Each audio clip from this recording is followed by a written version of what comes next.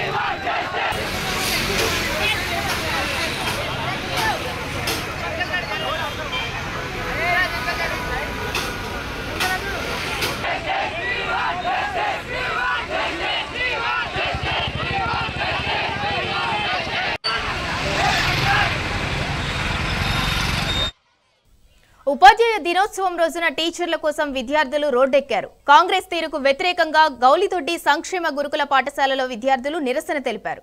తొలగించిన సబ్జెక్టు అసోసియేట్లను వెంటనే విధుల్లోకి తీసుకోవాలని డిమాండ్ చేశారు.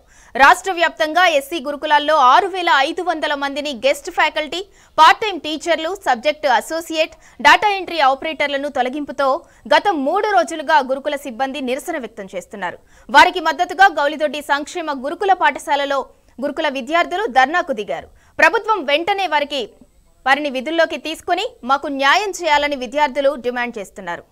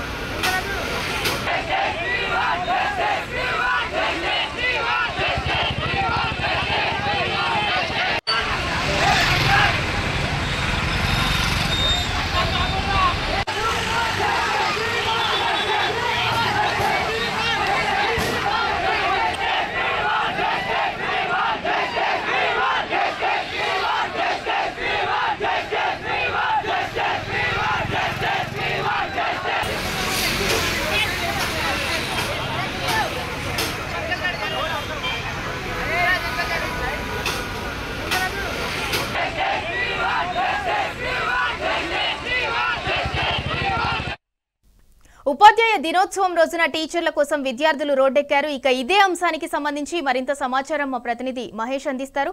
మహేష్, చెప్పండి, గురుకులాల్లో 6500 మంది గురుకులను అంటే టీచర్లను ఉద్యోగం నుంచి తొలగించడాన్ని అంటే ప్రభుత్వం తీసుకున్న నిర్ణయాన్ని విద్యార్థులు నిరసన రూపంలో తెలియజేస్తున్నారు. అంటే ఈ నిర్ణయం మాకు సరైనది కాదు అనేసి వాళ్ళు ఆందోళన వ్యక్తం చేస్తున్నారు. దీనికి సంబంధించిన అప్డేట్ ఏంటి?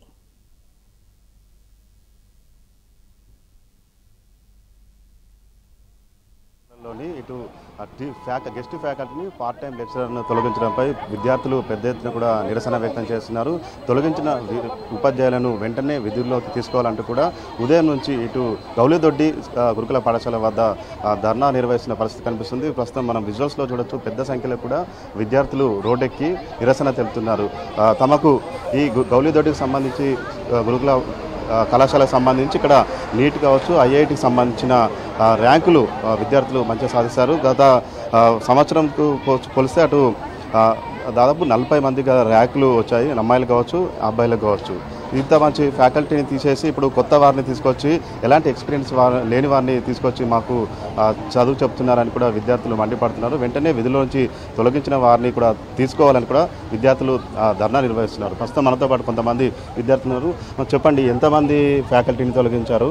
ఎట్లా ఎంపీసీ బైపీసీ మొత్తం ఫ్యాకల్టీని తొలగించేశారు సార్. అంటే మా ఫ్యాకల్టీ మాకు ఇదివరకు వచ్చే ఫ్యాకల్టీని తీసేసి ఇప్పుడు కొత్త ఫ్యాకల్టీ రెగ్యులర్ వాళ్ళని వేశారు.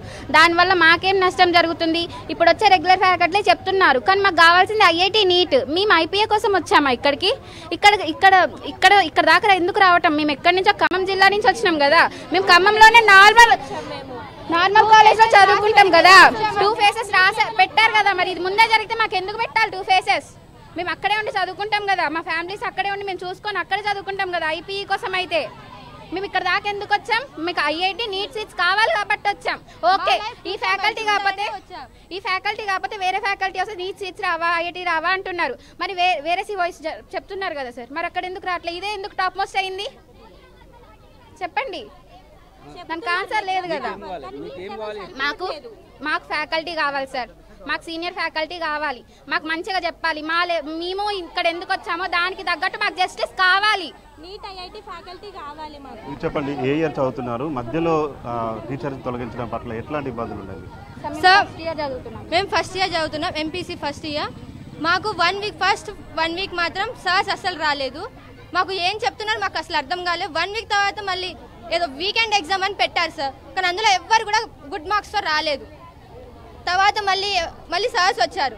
సార్స్ వచ్చి మళ్ళీ ఏదో కొత్త టాపిక్స్ చెప్తున్నారు. ఇప్పుడే ఇంకా ఓకే సార్స్ వస్తున్నారు అనుకున్న టైంలోకి మళ్ళీ తీసేశారు. ఫస్ట్ అసోసియేట్ మ్యామ్స్ తీసేశారు. మాకు అలవాటు అయిన వాళ్ళందరినీ తీసేసి మేము ఇప్పుడు వచ్చాం ఫస్ట్ ఇయర్స్ ఇప్పుడు కాబట్టి మాకు ఇప్పటి నుంచే కావాలి. ఏదైనా తెలియాలన్నా ఫస్ట్ నుంచే మాకు ఒకటి స్టెప్ బై స్టెప్ ఉండని మేము ఎదుగుతాం. అలాంటిది ఇప్పుడు మాకు పెట్టేసి ఒకేసారికి వదిలేసి ఎట్లుంటుంది? ఎంతమంది విద్యార్థులు ఉన్నారు? మీరు ఎంతమంది ఫ్యాకల్టీని తొలగించారు? ఎట్లాంటి ఇబ్బందులు ఉన్నాయి? 480 సార్. మేము ఫస్ట్ ఇయర్ సెకండ్ ఇయర్. మేమంటే ఫస్ట్ ఇయర్ ఇప్పుడు అంటే okay just we can do, కానీ సెకండ్ ఇయర్ అక్క వాళ్ళు ఇప్పుడు 2 monthsలో ఐఐటి ఎగ్జామ్ ఉంది, నీట్ ఎగ్జామ్ ఉంది. ఇప్పుడు వాళ్ళ పరిస్థితి ఎట్లా అవుతుంది సార్? మేమంటే ఇప్పుడు మాకు మళ్ళీ ఇప్పుడు వీకెండ్ ఉంది. ఇప్పుడు అందులో గుడ్ మార్క్స్ స్కోర్ చేయకపోతే మాకు డిప్రెస్డ్ అయిపోతాం కదా. మాకు మంచి మార్క్స్ రాకపోతే మేము ఒక బ్యాడ్ ఫీలింగ్లోకి వెళ్ళిపోతాం. ఇప్పుడు మాకు మార్క్స్ రాలేదు, మాకు చదువు రావట్లేదు. ఇట్లా ఫస్ట్ వీక్ అట్లా అయినప్పుడే 1 వీక్ మొత్తం మాకు ఫ్యాకల్టీ లేదు. తర్వాత మళ్ళీ వీళ్ళు కంటిన్యూ అవుతారు అని చెప్పిన ఒక హోప్తో ఉండే మళ్ళీ మేము మూవ్ ఆన్ అయిపోయినాము. తర్వాత మళ్ళీ ఇప్పుడు వచ్చి ఫ్యాకల్టీ రాదు, రెగ్యులర్ స్టాఫ్ చెప్తున్నారు, చెప్పట్లేదని కాదు, కానీ నీట్ లెవెల్ అంతా రావట్లేదు మాకు. ఐపీ వరకు ఓకే సార్, మాకు ఐపీ లెవెల్ వరకు వాళ్ళు చెప్పగలుగుతున్నారు. మేము దాంట్లో ఏ అబ్జెక్షన్ చేయట్లేదు, కానీ మేము వచ్చింది ఎందుకు? మా గోల్స్ వేరు, మా టీం వేరు. మేము ఐఐటి నీట్ కోసం వచ్చినాం కదా. మరి ఇప్పుడు మాకు ఐపీ చెప్పడానికి మేము ఉన్నది కాదు కదా, ఐఐటి నీట్ కోసం కదా మేము ఉన్నది. మాకు అది చెప్పకుండా మేము 2 phases ఎగ్జామ్స్ దాటి వచ్చినాం. మరి ఇదేనా మాకు ఇచ్చేది? ఇది కాదు కదా. మేము దీనికోసం మేము మా ఫ్యామిలీస్ వదిలేసుకొని ఎక్కడి నుంచో వచ్చినప్పుడు మాకు న్యాయం జరగాలి కదా సార్.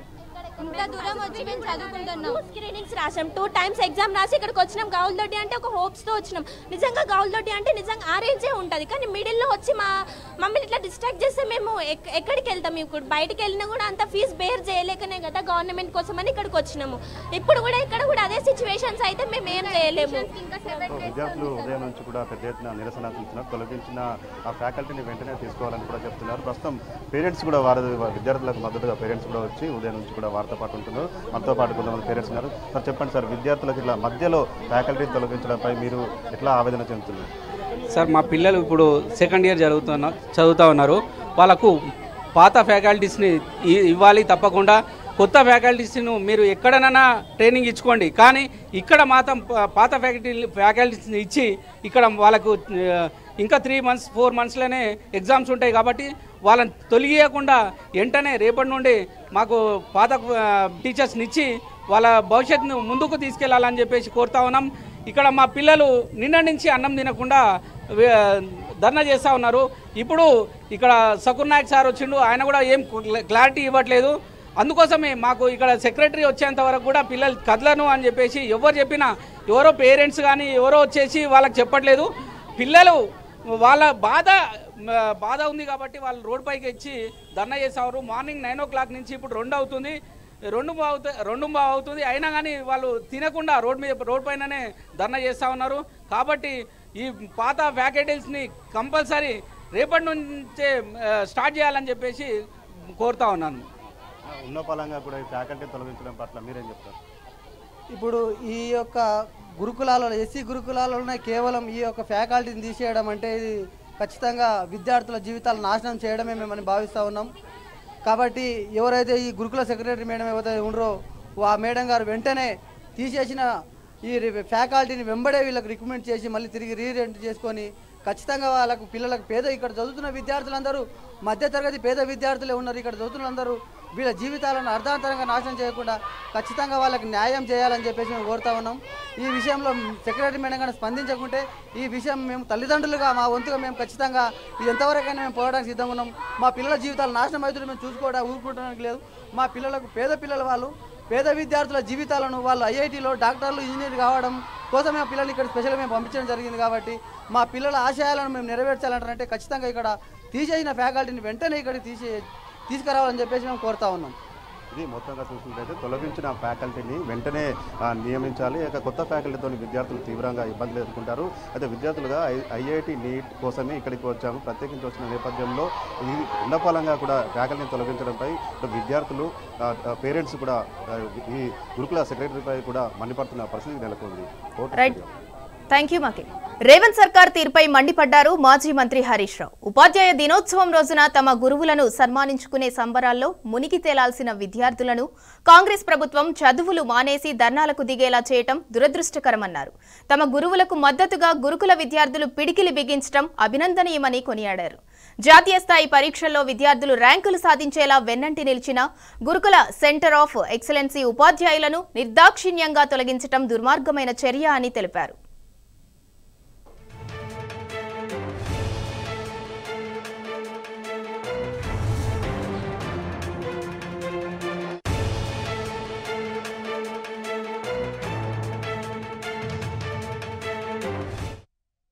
కాంగ్రెస్ ప్రభుత్వంపై నిప్పులు చెరిగారు మాజీ మంత్రి హరీష్ రావు. విద్యా సంవత్సరం మధ్యలో 6,200 మంది గురుకుల టీచర్లను తొలగించడం దారుణమన్నారు. మీ నిర్ణయం వల్ల ఇవాళ వేల మంది విద్యార్థులు ఆందోళన చెందుతున్నారని మండిపడ్డారు. ప్రభుత్వం భేషజాలకు పోకుండా ఉద్యోగాల నుంచి తీసేసిన గురుకుల టీచర్లను తక్షణమే విధుల్లోకి తీసుకొని విద్యార్థుల భవిష్యత్తు కాపాడాలని కోరారు. తమ పిల్లల భవిష్యత్తు గురించి కలలు కన్న తల్లిదండ్రులకు ఏమని సమాధానం చెబుతారు అని రేవంత్ రెడ్డిని ప్రశ్నించారు.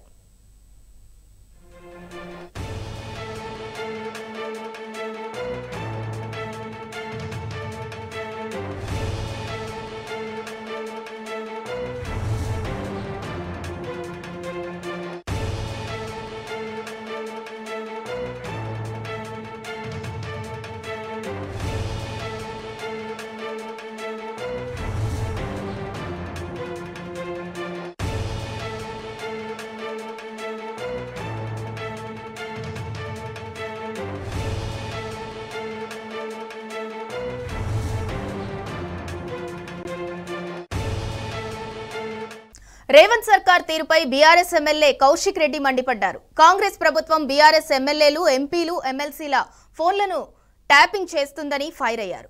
కరీంనగర్ జిల్లాలోని ప్రతి ప్రభుత్వ అధికారి ఫోన్లను సైతం ట్యాపింగ్ చేశారని ఆగ్రహం వ్యక్తం చేశారు. ఫోన్ ట్యాపింగ్ పై సిబిఐ ఎంక్వైరీ వేయాలంటున్న కౌశిక్ రెడ్డితో మా ప్రతినిధి వేణు ఫేస్ టు ఫేస్. రాష్ట్ర ప్రభుత్వం వ్యక్తిగత స్వేచ్ఛను సైతం హరిస్తోంది. ఇటు ప్రతిపక్షాలు కావచ్చు, అధికార పార్టీకి సంబంధించిన ప్రతి వాళ్ళు కూడా, అంటే ప్రతిపక్షానికి సంబంధించిన ఎమ్మెల్యేలు కావచ్చు, అధికారులే కూడా ఫోన్ ట్యాపింగ్ చేస్తుందంటూ ఈరోజు కౌశిక్ రెడ్డి గారు ఆరోపణ చేస్తున్న నేపథ్యం మనకు కనిపిస్తుంది. ప్రస్తుతం దీనిపై మాట్లాడించే ప్రయత్నం మనం చేద్దాం. సార్ చెప్పండి, అంటే మొత్తం మీద రాష్ట్ర ప్రభుత్వం వ్యక్తిగత స్వేచ్ఛను కూడా హరిస్తుందని అనుకోవచ్చా? మీరు చెప్తున్నటువంటి దాని ప్రకారం 101% వాళ్ళు ఖచ్చితంగా అధికార పార్టీ ఎమ్మెల్యేలే, ఎమ్మెల్సీలే, ఎంపీలే ఫోన్ ట్యాపింగ్ ఖచ్చితంగా ఈ ప్రభుత్వం చేస్తుందని చెప్పి నేను ఆరోపిస్తా ఉన్నాను. ఎందుకు ఇన్ని రోజులకు అనుమానం ఉంది? ఎందుకంటే నేను ఎటు పోయినా, ఏ ఊరు పోయినా ఓ పోలీసు వాడు ఉంటాడు. నేను ప్రైవేట్ పార్టీ పోయినా, నా ఫ్యామిలీతో పోయినా, నా పిల్లలతో షాపింగ్ పోయినా, ఎక్కడ పోయినా వాళ్ళకి ఎట్లా తెలుస్తున్నాయి అనే అనుమానం నాకు ఉండే. కానీ ఇవాళ నాకు ఆధారాలు లేకుండా ఆ రోజు మాట్లాడలే. కానీ ఇవాళ నిన్న స్వయంగా ఓ అధికార పార్టీ ఎమ్మెల్యే ఒక మంత్రి గారి ఇంట్లో నిలబడి సిపి గారు, సిఐ గారికి టెలికాన్ఫరెన్స్ పెడతలేరని వాళ్ళ ఇంటర్నల్ విషయం ఇలా బయట పెట్టిర్రు అంటే వాళ్ళు ఖచ్చితంగా సిపి గారి ఫోన్ ట్యాప్ చేసినట్టే కదా. లేకపోతే వాళ్ళకి ఎట్లా తెలిసింది? ఇవాళ మొత్తము కరీంనగర్ జిల్లాలో సిపి గారి ఫోన్తో పాటు అందరు ఏసీపీలై, సిఐలై ఈ ప్రభుత్వం ఫోన్ ట్యాపింగ్ చేస్తుంది. Clear evidence. నేను బండి సంజయ్ గారిని కూడా డిమాండ్ చేస్తా ఉన్నాను. మీరు కేంద్ర ఎంఓఎస్ హోమ్ మినిస్టర్గా మీరు ఉన్నారు. మేము అధికారంలో ఉన్న రోజు మీరు ఎంపీగా ఉన్నప్పుడు మేము ఫోన్ ట్యాపింగ్ చేసినామని మీరు ఆరోపించారు, మేము చేయకుండా. ఇవాళ మీ డిపార్ట్మెంట్ సంబంధించిన ఐపీఎస్ ఆఫీసర్దే ఈ ప్రభుత్వం ఫోన్ ట్యాపింగ్ చేసిండ్రు అని నేను ఆరోపించుడు కాదు. ఇది స్వయంగా ఒక అధికార పార్టీ ఎమ్మెల్యేనే బయటపెట్టిండు ఓ మంత్రి గారి సమక్షంలో. ఖచ్చితంగా మీరు స్పందించాలి.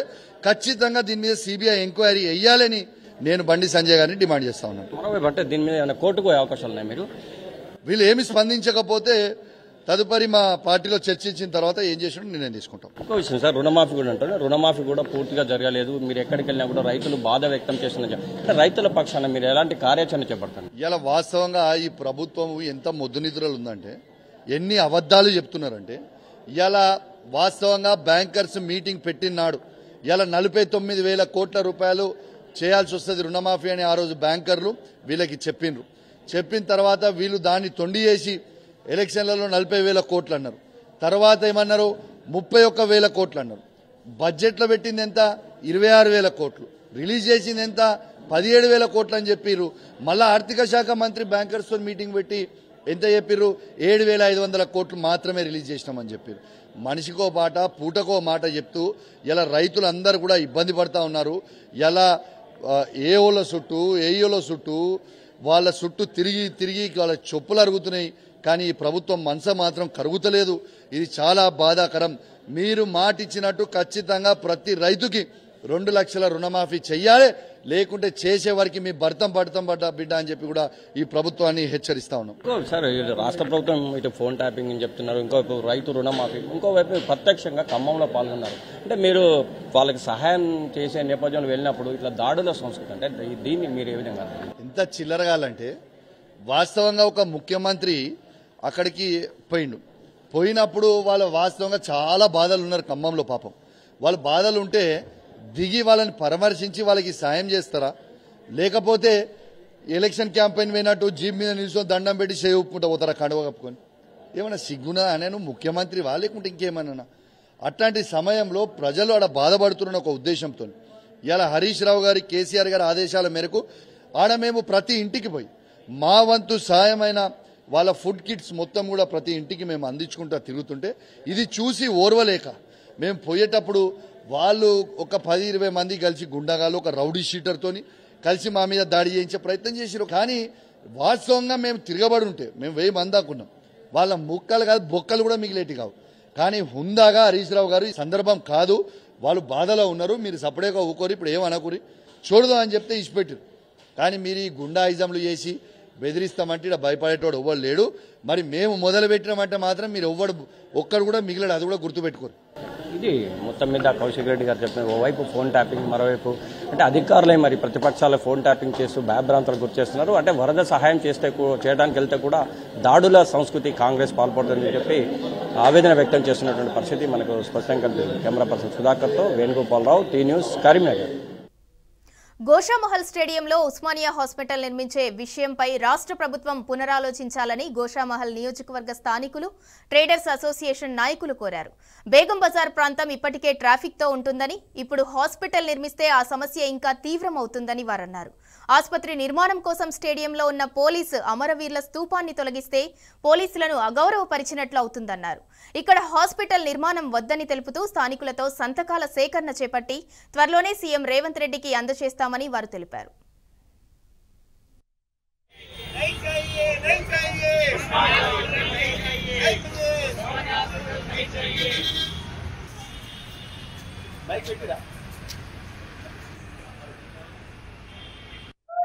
రాష్ట్ర ప్రభుత్వము ఉస్మానియా హాస్పిటల్ ను గోషామహల్ గ్రౌండ్స్ కు షిఫ్ట్ చేయాలని నిర్ణయించిన గురించి ప్రభుత్వాన్ని ఈ డెసిషన్ ను పునరాలోచించవలసిందిగా ప్రార్థిస్తూ, ఆల్రెడీ మా గోషామహల్ బేగం బజార్ ఏరియా సిటీలో most congested area and most populated area. Goshamahal police స్టేడియంలో ఉస్మానియా హాస్పిటల్ ని తరలించడం అనే నిర్ణయాన్ని మేము వ్యతిరేకిస్తున్నాం. ఎందుకంటే నిజాం ప్రభు ఆ ఉస్మానియా కట్టినప్పుడు ఉస్మానియా హాస్పిటల్ చుట్టుపక్కల 1000 ఎకరాల స్థలాన్ని బఫర్ జోన్ గా పెట్టి ఆ ఉస్మానియా హాస్పిటల్ కట్టిండు. కానీ ఇవాళ గోషామహల్ హాస్పిటల్ చుట్టుపక్కల ఆల్రెడీ ఎన్నో ఇండ్లు ఉన్నాయి. ఆ ఇండ్ల మధ్యలో తీసుకొచ్చి మీరు ఉస్మానియా హాస్పిటల్ కట్టడం అనే ఆలోచనని ఒకసారి మీరు గ్రహించాలి. స్టేడియం ఉంది, అందులో అమరుల వీరులది స్తూపం ఉంది. పోలీసులు అమరవీరుల స్తూపాన్ని మీరు ఏ విధంగా జరుపుతారు? అమరవీరుల స్తూపాన్ని మీరు జరపాలంటే పోలీస్ అధికారులు ఏ విధంగా మీకు సమర్థిస్తారు? అది వాళ్ళ జ్ఞాపకార్థం పెట్టిన అమరవీరుల స్తూపాన్ని జరపడాన్ని మేము తీవ్రంగా వ్యతిరేకిస్తున్నాం. అమరవీర స్తూపాన్ని ఎట్టి పరిస్థితిలో జరిపేది లేదు. మేము గోషామహల్ చుట్టుపక్కల సంబంధించిన 40-45 వేల మంది జనాభాలో ఉన్న ఏరియాల నుంచి వేల సంఖ్యలో ఈ రోజు మేము సిగ్నేచర్ క్యాంపెయిన్ చేసినాం. ముఖ్యమంత్రి గారు రేవంత్ రెడ్డి గారు ఇక్కడ హాస్పిటల్ నిర్మాణం గురించి తీసుకున్నటువంటి డిసిషన్ మంచిదే. ప్రతి పేద ప్రజలకు వైద్య సేవ అందించడం అనేది అందరూ ఆహ్వానిస్తున్నాం. కానీ స్థలం ఏదైతే సేకరించిందో అది సరైనది కాదని చెప్పి మా నిర్ణయం. మానవ సేవయే మాధవ సేవ అని కష్టాల్లో ఉన్న వారిని ఆదుకోవాల్సిన బాధ్యత ప్రతి ఒక్కరిపై ఉందని సిద్దిపేట ఎమ్మెల్యే హరీష్ రావు అన్నారు. ఖమ్మం జిల్లాలో భారీ వర్షాలతో సర్వం కోల్పోయిన వరద బాధితులకు సిద్దిపేట నుంచి నిత్యావసర సరుకులను పంపించారు. మరో 2-3 రోజుల్లో మహబూబాబాద్ జిల్లాకు కూడా సరుకులను పంపిస్తామని ఆయన తెలిపారు. ప్రభుత్వ నిర్లక్ష్యం వల్లే ప్రజలు అన్నీ కోల్పోయారని ఆయన అన్నారు. సాయం చేయడానికి వెళ్లిన తమపై సీఎం రేవంత్ రెడ్డి దాడులు చేయించారని హరీష్ రావు అన్నారు. సిద్దిపేట నియోజకవర్గం నుంచి ఆ ఖమ్మం మహబూబాద్ ప్రజల్ని ఆదుకోవడానికి మరి స్వచ్ఛందంగా మా పట్టణంలోని వ్యాపారవేత్తలు, స్వచ్ఛంద సంస్థలు, బీఆర్ఎస్ పార్టీ నాయకులు అందరం కలిసి ఉడతా భక్తిగా వారిని ఆదుకోవడానికి ఈరోజు కొన్ని వాహనాలను ఖమ్మంకు పంపిస్తా ఉన్నాం. మళ్ళీ రేపు ఎల్లుండి ఇంకా కొన్ని వాహనాలను తయారు చేసి మహబూబాబాద్ జిల్లాకు కూడా పంపించడం జరుగుతుంది. ఈ విధంగా అందరూ కూడా ముందుకు రావాలని పిలుపునిస్తా ఉన్నాను. మానవ సేవయే మాధవ సేవ. కష్టాల్లో ఉన్న వాళ్ళని ఆదుకోవాల్సిన బాధ్యత సమాజంలో ప్రతి ఒక్కరి మీద కూడా ఉంటుంది. ఎవరి స్థాయికి తగ్గట్టు వాళ్ళు ముందుకొచ్చి ఈ ఖమ్మం మహబూబాద్ వరద బాధితుల్ని ఆదుకోవాలని చెప్పి బీఆర్ఎస్ పార్టీ తరఫున నేను పిలుపునిస్తా ఉన్నాను. ఇలా ప్రభుత్వం పూర్తిగా ఫెయిల్ అయిపోయింది. కానీ ప్రభుత్వం నిద్రపోవడం వల్ల, మేలుకోకపోవడం వల్ల ఇవాళ తీవ్రమైనటువంటి నష్టం జరిగింది. ఇప్పటికే కేసీఆర్ గారి పిలుపు మేరకు బీఆర్ఎస్ పార్టీ ఎమ్మెల్యేలు, ఎంపీలు, ఎమ్మెల్సీలు మేమందరం కూడా 1 నెల జీతాన్ని ముఖ్యమంత్రి సహాయ నిధికి ఇవ్వాలని చెప్పి కూడా మేము నిర్ణయం తీసుకున్నాం. మరి మాలాగా కాంగ్రెస్ కానీ, బీజేపీ కానీ, ఇతర రాజకీయ పార్టీల ఎమ్మెల్యేలు, ఎంపీలు, ఎమ్మెల్సీలు కూడా మరి తమ కూడా ముందుకు రావాలని చెప్పి కూడా నేను ఈ సందర్భంగా కోరుతా ఉన్నాం. ఇవాళ ప్రభుత్వం, ముఖ్యమంత్రి గారు మా మీద ఉల్టా కేసులు పెట్టిస్తున్నాడు. మేము వరద సాయం చేయడానికి ఖమ్మంకు వెళ్తే అక్కడ మా మీద ఉల్టా కేసులు పెట్టిండ్రు. మేము అక్కడికి వెళ్లి వాళ్ళను పరామర్శించి వారికి ఉడతా భక్తిగా కొన్ని కిట్లు ఇచ్చాం. మా మీద దాడి చేసినారు, దాడి వాళ్లే చేసిండ్రు, పైగా మళ్ళీ ఉల్టా మా మీదనే కేసులు పెడతా ఉన్నారు.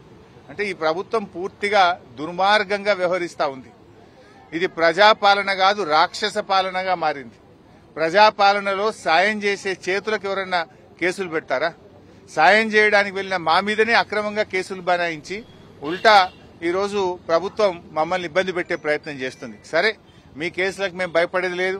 అంతిమంగా ధర్మం న్యాయం గెలుస్తుంది. ఖమ్మంలో దాడి చేసింది ఎవరు? నువ్వు కేసులు పెట్టింది ఎవరి మీద? దాడి చేసేది నువ్వే, ఉల్టా మా మీద కేసులు పెట్టేది నువ్వే. అంటే అధికారం ఉందని చెప్పి నీ ఇష్టారాజ్యంగా వ్యవహరిస్తా ఉన్నావు. ఇది మంచిది కాదు. దయచేసి ఇటువంటి మానుకోండి. ప్రజలు నవ్వుకుంటున్నారు. నిన్న మహిళలు కూడా అక్కడ తిట్టినారు. వాళ్ళు సాయం చేయడానికి వస్తే వాళ్ళను ఎందుకు ఇబ్బంది పెడుతున్నారని చెప్పి అక్కడ వరద బాధిత ప్రజలు, మహిళలు వాళ్ళను దుమ్మెత్తిపోసిండ్రు. అయినా ఇంకా మీకు సిగ్గు రాలేదు, ఉల్టా ఇంకా మా మీద కేసులు పెట్టే ప్రయత్నం చేస్తున్నారు. ఇది అత్యంత హేయమైనటువంటిది. ముఖ్యమంత్రి గారు, ఏమైనా నీకు నీతి నిజాయితీ ఉంటే, నీకు పద్ధతి ఉంటే, నీది నిజంగా ప్రజాపాలన అయితే ఒకసారి రివ్యూ చేసి ఆ పిచ్చి ప్రయత్నాలు మానుకోండి, ఆ కేసులు ఉపసంహరించుకోండి. నువ్వు నీ తాటాకు చెప్పులకేం భయపడం. ప్రజల తీవ్ర ఆగ్రహానికి గురైనటువంటి మీరు మాకొస్తున్నటువంటి స్పందన, మేము చేస్తున్న పనిని చూసి ఓర్వలేక ఇలాంటి కార్యక్రమాలకు మీరు పాల్పడ్డారు. అయినా మేము వెనకకు పోలే. ఈరోజు చూడండి, నెల జీతం ఇచ్చాం, లారీల కొద్ది సరుకులను ఆ ప్రాంత ప్రజలకు పంపిస్తా ఉన్నాం. ఇది మా నిజాయితీ. ఇది నిజంగా వరద బాధితులకు ఉడతా భక్తిగా మేము చేసే సహాయం. మీరు ప్రభుత్వంలో ఉండి, అధికారంలో ఉండి తాగడానికి మంచినీళ్లు కూడా ఇవ్వలేకపోయినారు, ఒక హెలికాప్టర్ పంపించలేకపోయారు, కనీసం అన్నం పెట్టలేకపోయినారు. మీ వైఫల్యాన్ని కప్పిపుచ్చుకోవడానికి ఈ రకమైన ప్రయత్నాలు మానుకుంటే మంచిది. ఎప్పుడైనా మంచిది మంచేనండి, తప్పు జరిగితే ఒప్పుకొని దాన్ని సరి చేసుకోండి, కానీ ఈ రకంగా చేయడం మంచిది కాదు. ఇవాళ కూడా మేము పత్రికల్లో, ప్రముఖ పత్రికలు అన్నింటిలో కూడా చూసాం. అసలు మేము ఎట్లా బతకాలి అని వాళ్ళు ఏడుస్తున్నారు. 10,000 ఏ మూలకు సరిపోవంటున్నారు. కట్టు బట్టలు తప్ప ఏం మిగల్లేదంటున్నారు. ఎవరి ఇల్లు అయితే పూర్తిగా నీళ్లలో నీటలో మునిగిపోయినాయో, బట్టలు తప్ప ఏమి లేని పరిస్థితి ఉందో, కనీసం వారికి ఒక్కొక్క ఇంటికి ఒక 2 లక్షల రూపాయలు ఇచ్చి ఆ కుటుంబాలను నిలబెట్టండి.